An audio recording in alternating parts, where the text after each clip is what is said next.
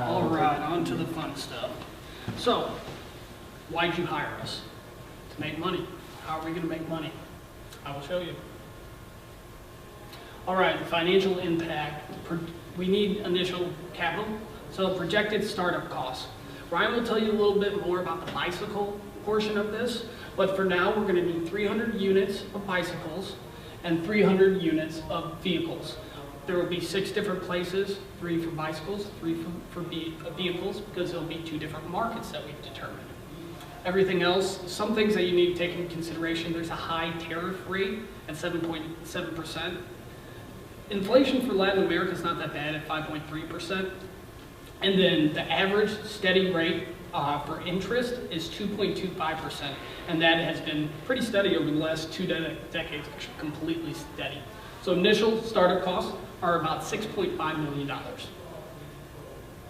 All right, as you can see, vehicles are going to take up a lot of the initial startup costs. But I will show you shortly how bicycles will make just as much and diversify risk. All right, so profit and loss statement.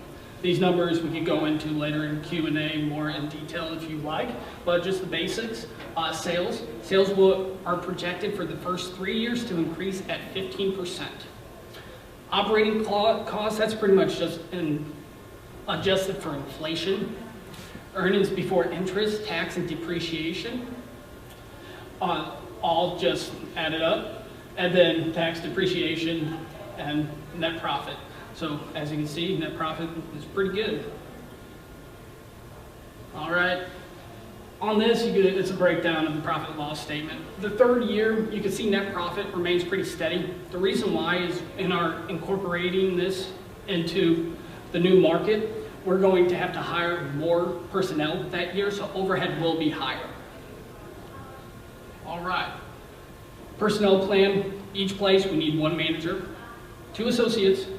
We'll only need 3 vehicle managers because only 3 of the facilities will be vehicles. We'll need 6 bookkeepers and administrative staff, 1 per place.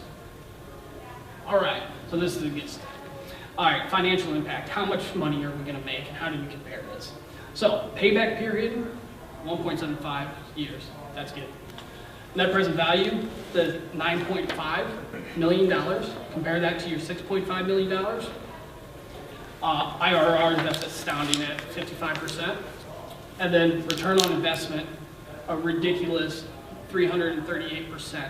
Now, the return on investment, we're taking into consideration Mark's depreciation table, not using their depreciation, but the average year of 5 years per unit, bicycles and vehicles.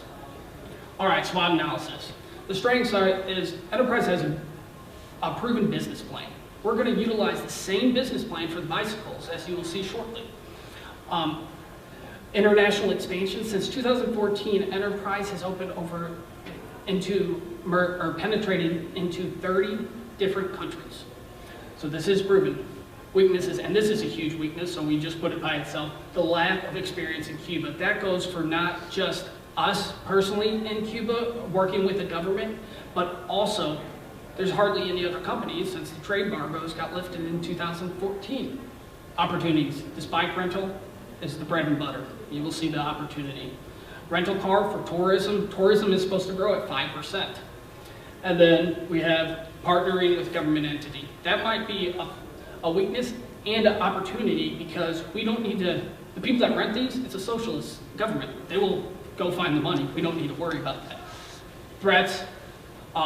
Political policy uncertainty, both in U.S. and Cuba. The presidential election has a lot to do with it in 2017. Know a little more after that. Cuba has to own 51% to enter Cuba, so they have to have control of the business. And then the labor needs to be contracted. We believe we could get visas and permits for Americans to come in and work part-time, so for a couple of years, but after a while we're going to have to train locals. And then Cuban bureaucracy, I mean, we've seen that over the last 50 years. Now I'm going to turn it over to Ryan, and he's going to tell you a little about our different options.